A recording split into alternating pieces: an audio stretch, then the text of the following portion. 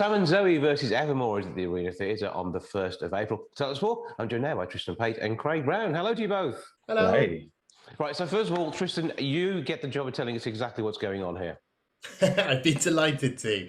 So good to see you again. I have co-written and directed a new show called Sam and Zoe versus Evermore. And it's been a really long road developing this show, but a fun one. So the play is inspired by the world of Dungeons and Dragons and fantasy roleplay. And it's been developed with different groups of young people over nearly 4 years now. But the significant thing to say is it's an interactive game theatre piece. That already sounds exciting. I like the idea. Last time we saw you in the city, you were doing some acting stuff. So to come and do this side of things, a bit different. That's right. I'm firmly on the other side of the stage now and very happy to be there. But yeah, I've been very fortunate to be running Cherwell Theatre Company for a number of years now. We make work with and for young people, and this show is no different. So it's been developed with groups of young people, exploring different approaches to give audiences agency and building a sense of community, but also developing the idea of this quest, a D&D style quest, which our heroes Sam and Zoe are going on. And then running parallel to that, which perhaps Craig will talk a bit more about, there's this lovely story between the two characters themselves. Zoe has decided that Sam's been a bit down recently, so she's designed this quest to try and bring him out of himself and make him feel better. And we sort of find out through the course of the show whether that was perhaps the right thing to do or not. Okay, so Craig, again, no spoilers, but tell us more about Sam. Sam is someone that really enjoys Dungeons and Dragons and, fantasy games and films and books. And he's in a relationship with Zoe. And he's been struggling a lot with, his mental health recently and not been opening up about it. So this is a quest that Zoe has created in order to try and get Sam to kind of communicate more and, and also have fun. You can't fail to have fun with Dungeons and Dragons. And, when it comes to these sort of role play things, obviously Stranger Things has put it back on the map, hasn't it, really? Yeah. And in fact, I think it's in popular culture a lot more recently. I mean, it's been around for a long time. I think maybe the 60s or 70s Dungeons and Dragons started. So Tristan could have done this when he was little as well. Yeah. Yeah. It's been a bit of a new world for me because I sort of discovered this through friends and through some of the young people we're working with who are very into that world.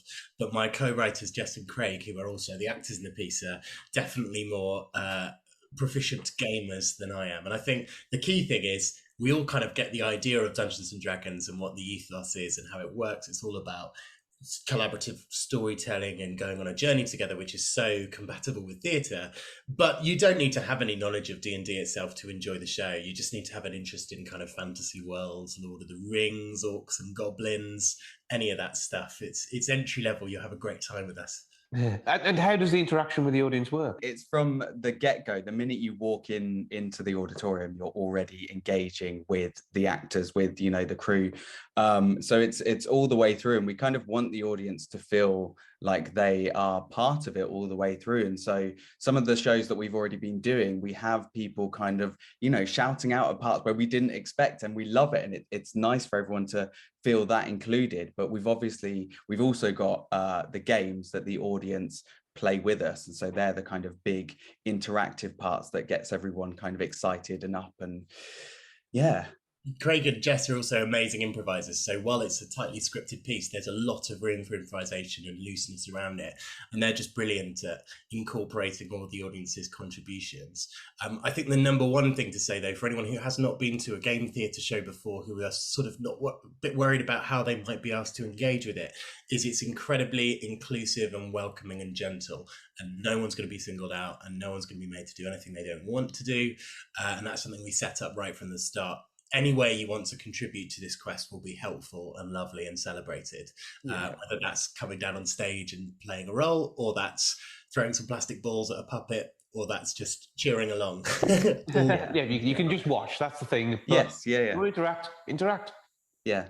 And I think largely we pick up on who doesn't want to kind of get involved as well. So, we will know, we can sense, but you also have kind of ways to tell us if you don't want to get involved, and that's completely fine. And we move on. And I nobody's ever put on the spot. The event itself takes place, as we say, at the Arena Theatre, arena.wlv.ac.uk to get your tickets, or 01902 321 321. Those are the ticket points.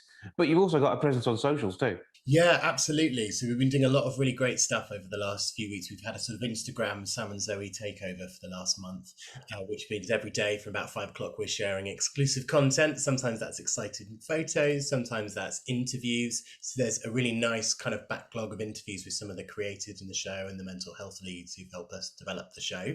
But I guess the other thing is, even if you're not in Wolverhampton, this show is being live streamed. Our friends at the Arena Theatre are live streaming the show for us in very high quality, so you can access an online live stream, and the tickets can be booked via that link too. But also it's being audio described and BSL interpreted. So for anybody who has those access requirements, that's a great show for you to come and engage with as well. The theatre have been really brilliant about access. Neil and the gang down there are absolutely fantastic, and they know how to bring a show to the stage. They produce enough of their own work. So when you bring something like your stuff to them, it's going to be amazing. Yeah, they're lovely. Great people to work with.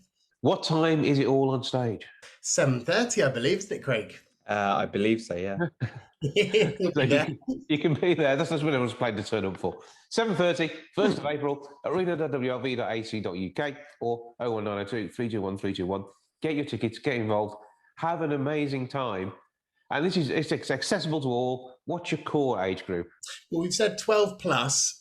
We've also taken this, as I say, with groups of young people. So devised it with 11 to 25-year-olds. And we've also taken it into some schools as well in this round. But we say 12 plus, not because there's any sort of troubling or worrying language or themes, but just it feels like that's about the age that it's aimed at. But I think also a great one to come along with families as well. You'll have a lovely time, and lots of families where our company's based in Banbury are joining us for our Banbury show. So I think it's going to be a really nice experience, a nice evening out for mums and kids and dads and grandparents too, even. And uncles, hopefully, because it sounds like good fun to me as well. So we'll have to see what we can do, see if I can get down there for that one. 1st of April at the Arena. Make sure you enjoy it. Craig and Tristan, thanks for joining us. Thank you very much.